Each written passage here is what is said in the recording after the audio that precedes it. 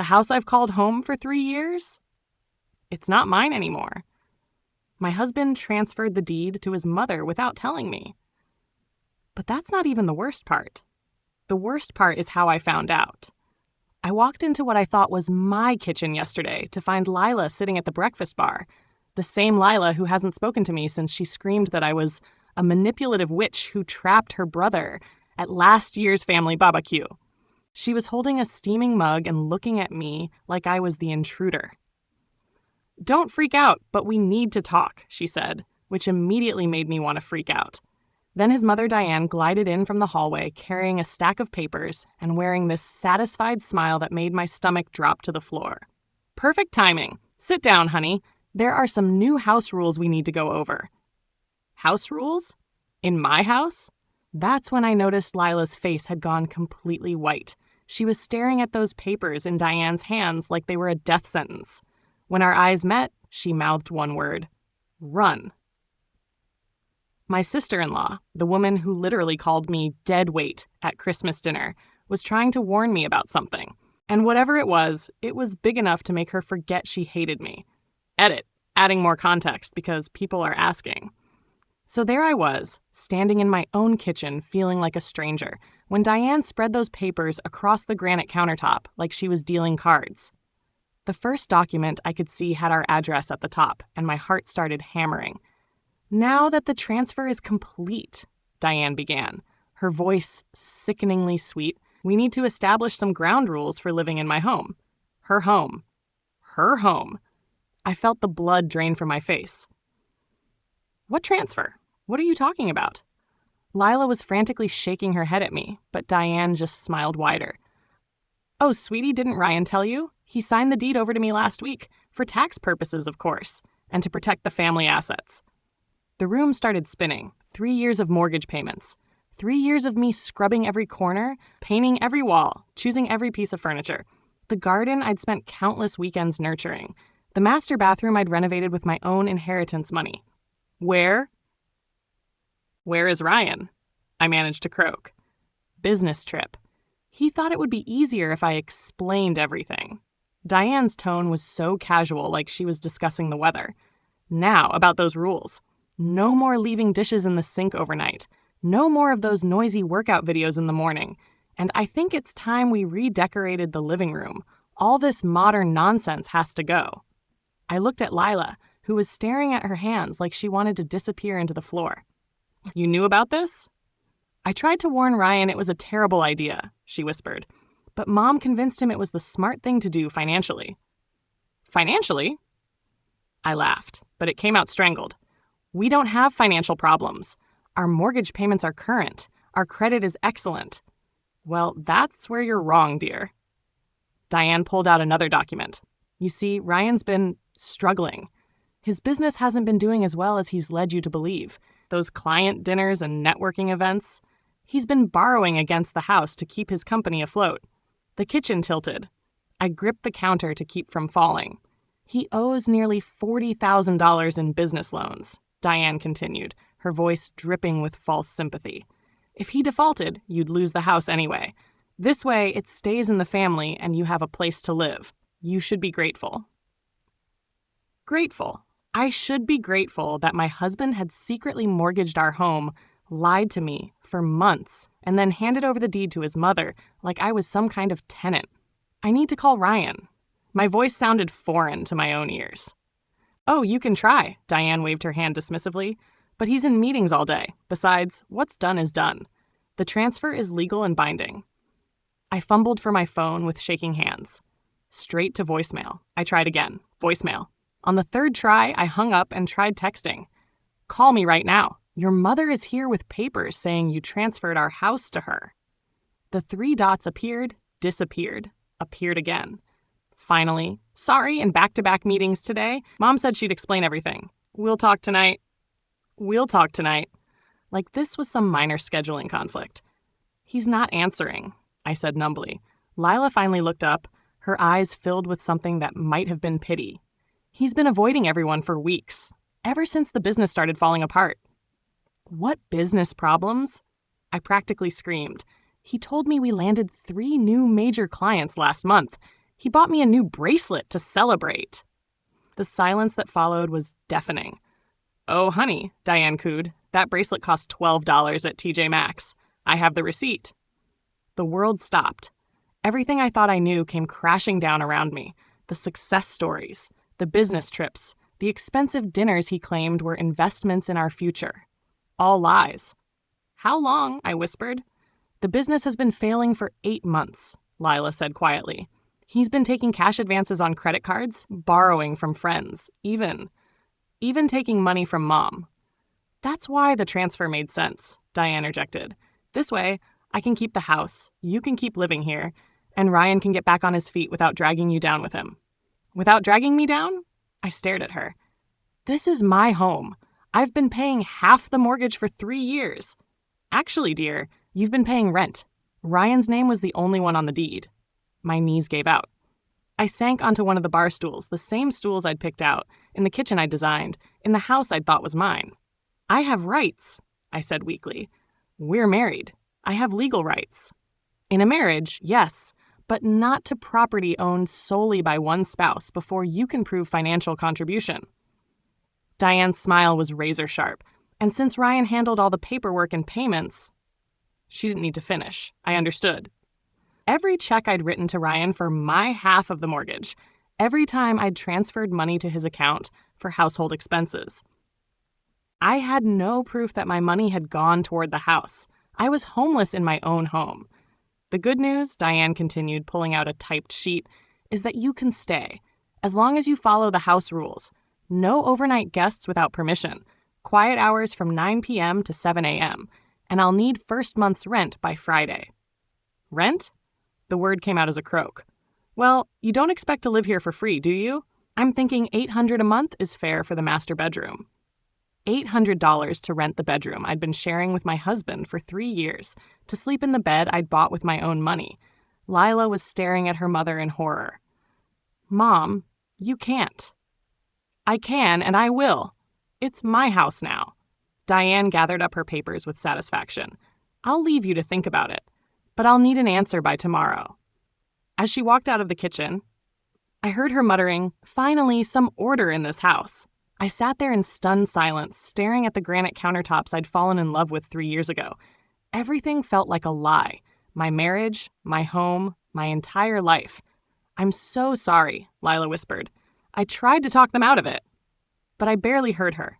I was too busy realizing that the woman who'd spent years calling me a gold digger had just become the only person in this family who seemed to give a damn about what happened to me. And tomorrow, I'd have to decide whether to pay rent to live in my own bedroom or walk away from everything I'd built. Update 2. I can't believe I'm writing this, but everything just got 10 times more complicated. After that nightmare conversation with Diane, I spent the entire night awake, alternating between crying and planning my escape.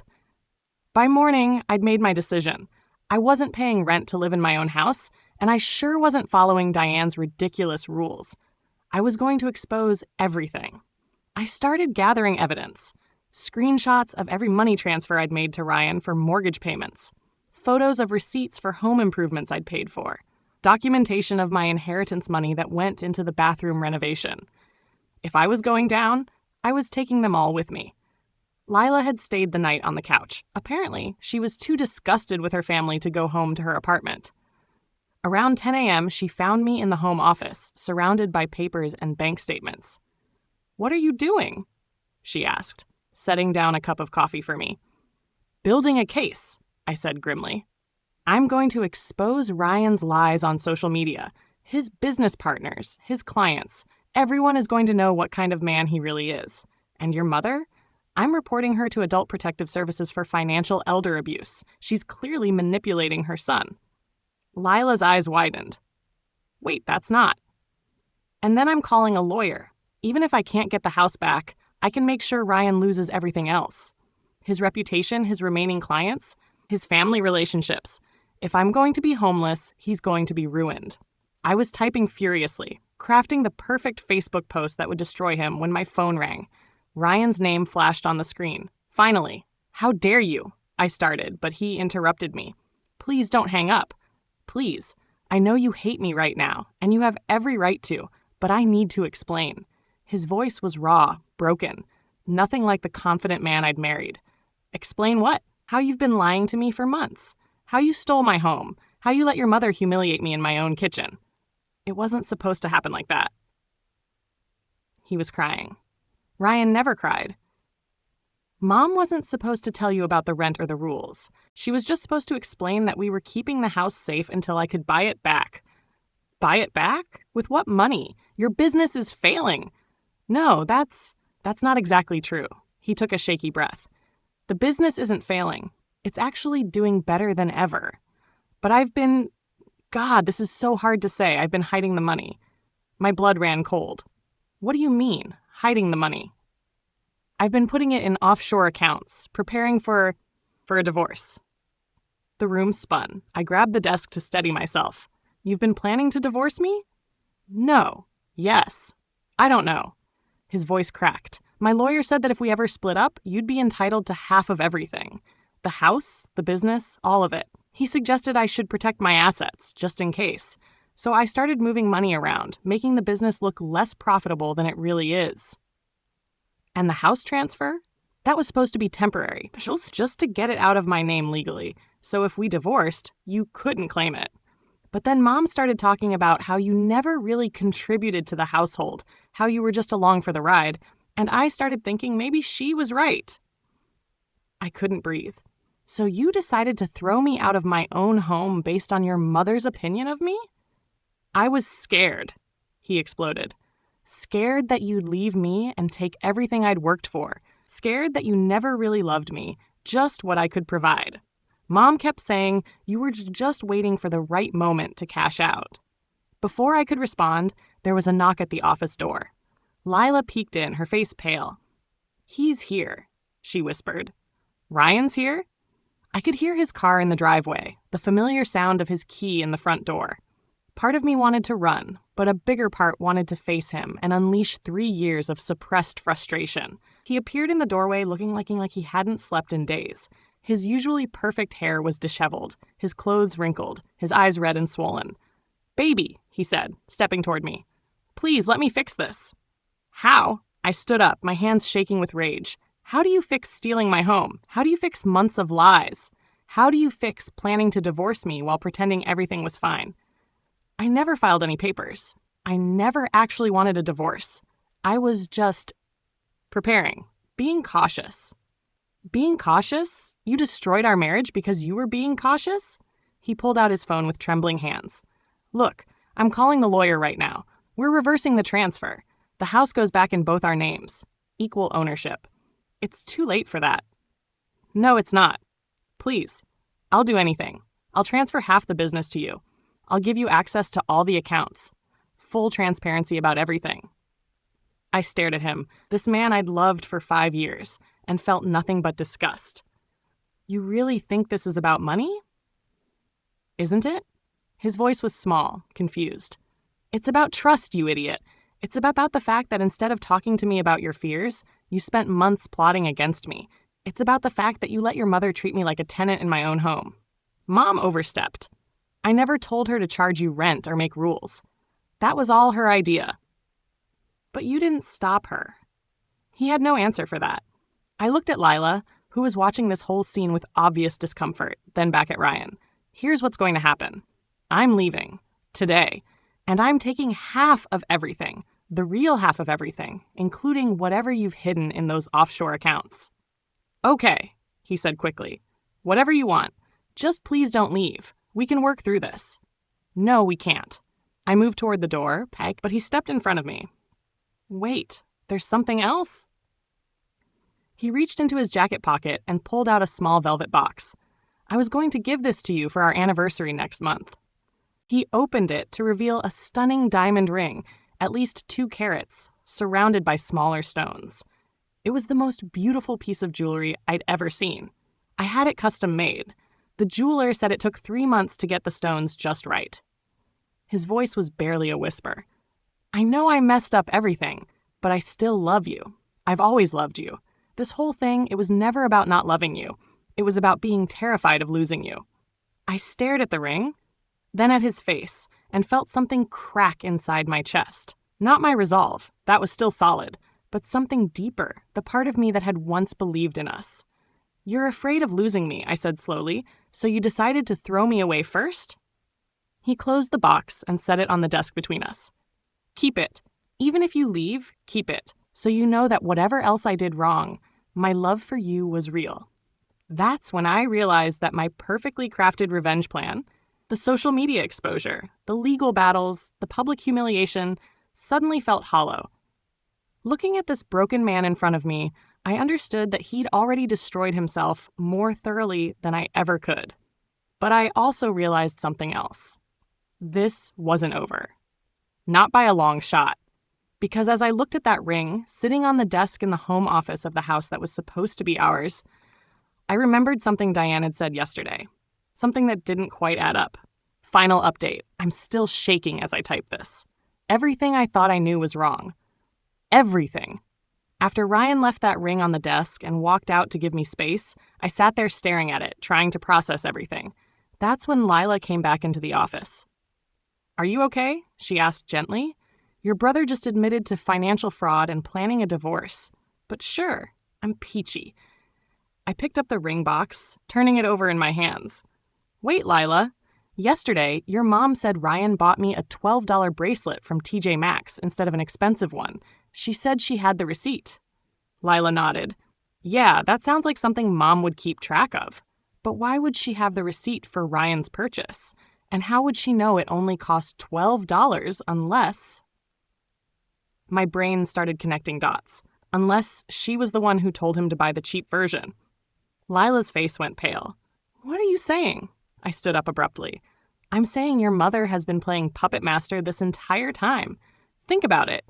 She convinced Ryan to hide assets for a divorce he wasn't even planning. She pushed him to transfer the house deed. She's the one who put the idea in his head that I was a gold digger." "But why would she?" "Because she wants us divorced." The pieces were falling into place so fast my head was spinning. She never liked me. From day one, she's been trying to break us up. But Ryan wouldn't leave me, so she decided to make me leave him. I grabbed my laptop and started typing frantically. "Lila, I need you to think. When did your mom start talking to Ryan about protecting his assets?" Maybe 6 months ago. Right after you guys talked about starting a family." My fingers froze over the keyboard. "We talked about having kids?" "Yeah. Ryan was so excited. He said you'd been discussing trying for a baby after your 3rd anniversary." Lila paused. "Wait, didn't you have that conversation?" I felt like I'd been punched in the stomach. "No, we never talked about kids. I've been on birth control this entire time because Ryan said he wasn't ready." The silence stretched between us as we both processed what this meant. "Oh my God," Lila whispered. "She's been lying to him about you wanting kids. She probably told him you were trying to trap him with a pregnancy." I opened my banking app and started scrolling through months of transactions. "Lila, look at this. Every time I transferred money to Ryan for household expenses, there's a matching withdrawal from his account the same day. But look at the amounts. I sent him $1,500 for my half of the mortgage, but he only withdrew $1,200. Where did the extra money go? That's what I want to know." I grabbed my phone. "I'm calling the bank." 20 minutes later, I had my answer. The extra money each month had been going into a savings account. One that Ryan had set up in both our names, but I'd never known about it, an account with over $18,000 in it. "He was saving the difference," I said numbly. "All this time, I thought he was taking advantage of me, but he was actually putting away the extra money I gave him into our joint savings." Lila was staring at me. "So he wasn't stealing from you?" "No. If anything, he was trying to build our future together." I felt sick, but someone convinced him that I was the one planning to steal from him. We both looked toward the living room, where we could hear Diane talking loudly on her phone about finally getting that girl out of Ryan's life. "We need proof," I said quietly. "Help me look through her purse." "I can't do that. Lila, your brother's marriage is falling apart because of her manipulation. Do you want to help him or not?" 5 minutes later, we found it. Buried in Diane's wallet, behind her credit cards, was a business card for a divorce attorney. But it wasn't Ryan's divorce attorney. It was one specializing in high-asset divorces for women seeking maximum settlements. My hands shook as I took a photo of it. She was planning to help me take Ryan for everything he was worth. She wanted me to divorce him and destroy him financially. But that doesn't make sense, Lila said. Why would she want you to hurt Ryan? That's when I found the second piece of evidence, a folded piece of paper with Diane's handwriting. Once she divorces him and takes half, he'll have to move back home. Finally, have my boy back where he belongs. The truth hit me like a freight train. She doesn't want me gone because she hates me. She wants me gone because she wants Ryan back under her control. A broke, divorced Ryan who has to depend on mommy for everything. I thought about all the times Diane had made snide comments about our independence, our decisions to spend holidays just the two of us, our plans to travel together. She hadn't been protecting Ryan from me. She'd been trying to sabotage our relationship so she could have her son back. The house transfer, I said slowly. She convinced Ryan it was to protect his assets from me. But really, she wanted legal ownership so she could kick me out and make Ryan live with her permanently. Lila was crying now. She's been planning this for years, hasn't she? Before I could answer, we heard Ryan's voice in the hallway, talking to his mother. I grabbed Lila's hand and pulled her toward the door so we could hear. Can't believe you charged her rent, Mom. That wasn't part of the plan. The plan was to protect you, sweetheart, but as long as she's living here rent-free, she has no incentive to leave. A little financial pressure will help her make the right decision. The right decision is for her to stay. I love her. You think you love her, but once she's gone and you have time to think clearly, you'll realize I was right. She was never good enough for you anyway. I looked at Lila, and something passed between us. Without speaking, we both understood what we had to do. I walked into the hallway holding the business card and the note. Ryan, I think there's something you need to see. When he saw the evidence, his face went through about 5 different emotions before settling on pure rage. Mom, what is this? Diane tried to snatch the papers from me, but it was too late. Those are private. A divorce attorney specializing in taking men for everything they're worth? Notes about getting your son back home? Mom, did you orchestrate this entire thing? I was protecting you. From what? From being happy? From having a wife who loves me? She doesn't love you. She loves your money. She's been paying half our expenses for 3 years. She put her inheritance into our house. How is that loving my money? As I watched Ryan finally see his mother for who she really was, I realized something profound. The woman I'd thought was my enemy, Lila, had been trying to protect me all along. And the woman I'd thought was just misguided, Diane, had been actively sabotaging my marriage for years. But here's the thing that really gets me. Understanding Diane's motivations didn't make me feel sorry for her. It made me angrier, because she didn't destroy my marriage out of confusion or fear. She did it out of selfish, calculated manipulation. She was willing to ruin her son's happiness just to maintain control over him. Sometimes, knowing the why behind someone's cruelty doesn't excuse it. Sometimes it just proves how deliberate their actions really were. Edit 3. It's been a week since everything came out. Ryan and I are in couples therapy. We moved out of the house. Turns out Diane can't actually afford the mortgage payments without our help, so she's being forced to sell it anyway. We're staying with Lila while we look for a new place. Ryan transferred half of everything to me, including those offshore accounts. Not because I demanded it, but because he wanted to prove his commitment to transparency. As for Diane, she may have broken laws involving Ryan's name signature on some of the financial documents. Turns out, in her eagerness to control the situation, she committed several felonies. The crazy part? I never wanted revenge. I just wanted my husband back. But sometimes the truth is the most devastating weapon of all.